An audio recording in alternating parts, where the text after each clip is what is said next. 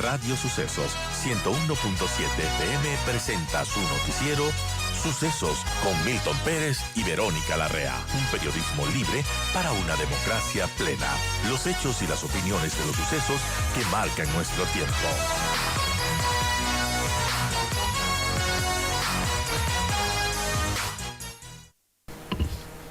Hola, bueno, amigos, buenos días. ¿Cómo están? Vamos a conversar ya mismo con María Teresa Escobar. Ella es la directora del portal Primicias, para hablar sobre las elecciones en Colombia. Faltan el 29 de junio, el 19, sí, 19 es la segunda vuelta, estamos a poquitos días, y hay algunas encuestas, ¿no?, sobre lo que podría pasar en Colombia en esta segunda vuelta inédita, porque rompe la tradicionalidad de la política colombiana.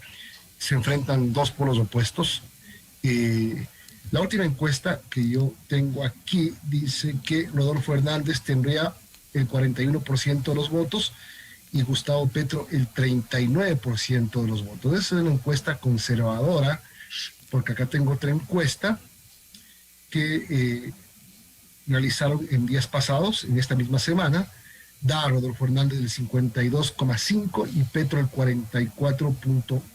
O sea, según estas encuestas, como se había dicho, Petro llegó al techo o llegaría al techo, y el nuevo presidente de Colombia podría ser Rodolfo Hernández. María Teresa Escobar ya está con nosotros, la directora de Primicias. Hola, María Teresa, ¿cómo estás? ¿Me escuchas bien? Hola, Milton, muy buenos días, ¿me escuchas? Muy bien, qué gusto saludarte. Leía tu análisis del escenario colombiano, de cómo queda Colombia y cómo llega para la segunda vuelta, y lo que enfrentará a partir del 7 de agosto, que se estrene un nuevo gobierno. ¿Cómo la ves? Es algo inédito lo que ha pasado, porque Colombia rompe esta tradicionalidad de la política, o rompe a la política tradicional para convertirse, o para esperar ¿qué? No es tan inédito si tú lo ves desde el punto de vista social, es decir, Colombia tenía una deuda social, el país ha ido perdiendo su clase media, como decía en el análisis, y eso hace que se haya polarizado. Esta es también la tercera vez que Petro se presenta a elección presidencial. Como tú decías, ha tocado un techo que puede estar entre el 39 y el 40%. Lo que se puede venir para adelante y se va a venir es que las fuerzas de centro y centro derecha y derecha se alineen alrededor de Rodolfo Hernández, y en este momento Rodolfo Hernández tiene todo para ganar. Petro tiene un techo, él lo ha reconocido, y el otro candidato tiene que salir a conquistar los votos de los demás partidos. Seguramente llegará, si llega al poder, con una coalición. Una coalición que tiene la posibilidad de formarse realmente. Es decir, Petro sí puede aglutinar. Ayer estaba leyendo los comentarios del candidato Fajardo, por ejemplo, que sacó poco menos de 900,000 votos. ¿Hacia dónde apuntan? Ya está clarito que los votos de Fico van con Rodolfo Hernández. Muchos creen, muchos dicen, y la realidad es cierta, no los votos necesariamente todos son endosables. Pero lo que dicen también es que quien votó por Fico nunca votaría por Petro.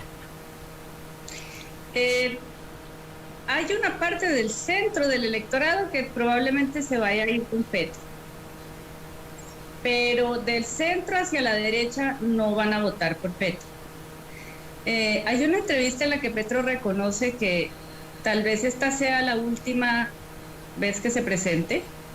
Es una entrevista en la que él dice que ya más o menos, en términos coloquiales, pues si no se pudo, no se pudo. Para mí es una manera de reconocer que él ya tocó su techo. Es difícil que le gane a Hernández si se arma esa coalición de centro derecha y derecha, porque esa es la mayoría de los votantes.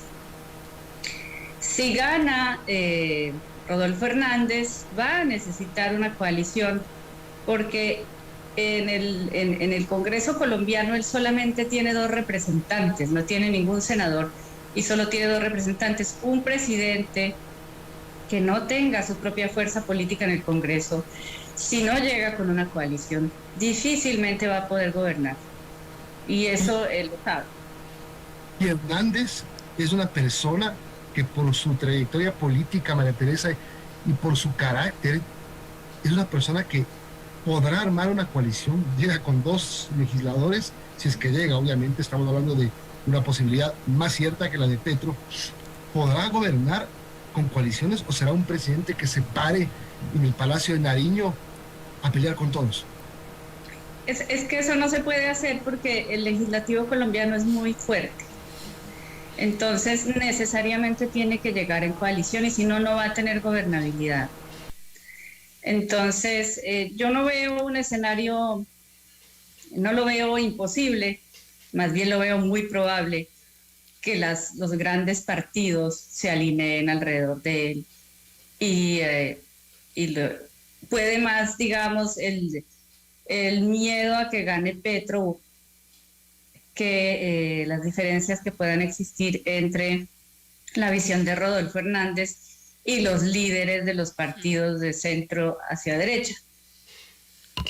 Es más compatible Hernández que Petro con esa parte del electorado y de los partidos políticos. Estamos conversando con María Teresa Escobar, directora de Primicias, son las 8:30. María Teresa, buenos días. Y le saluda Verónica Larrea. Y respecto a una cosa que usted apunta en su análisis, que me parece importante mencionarlo, porque ahí dice, ganó el cansancio de los colombianos frente a la élite política tradicional atrincherada en Bogotá. Y el cansancio se podría traducir también en elegir a políticos populistas.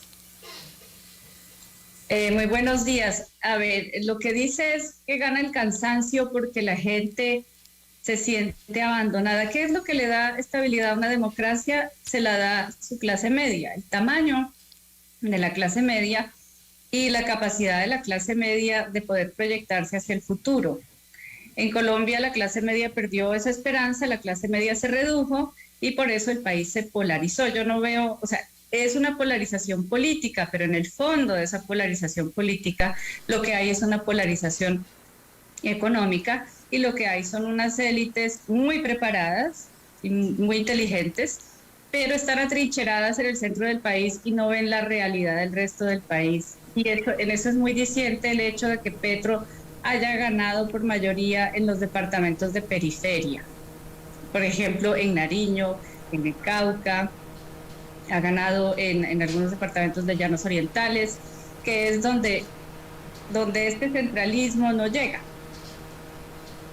Y donde las personas sufrieron mucho, por ejemplo, durante el paro que vivió Colombia y que todavía no se recuperan y están sufriendo las consecuencias económicas de la guerra en Eurasia, por ejemplo, los productores agrícolas. Ahí es donde gana Petro.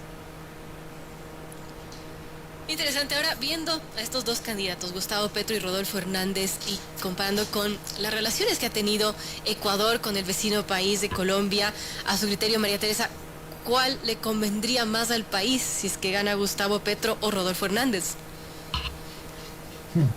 ¿O cuál no le convendría?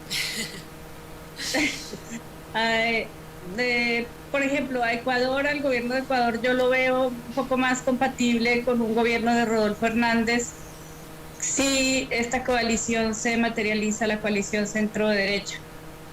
¿Por qué? Porque es un candidato que está alineado con las políticas liberales.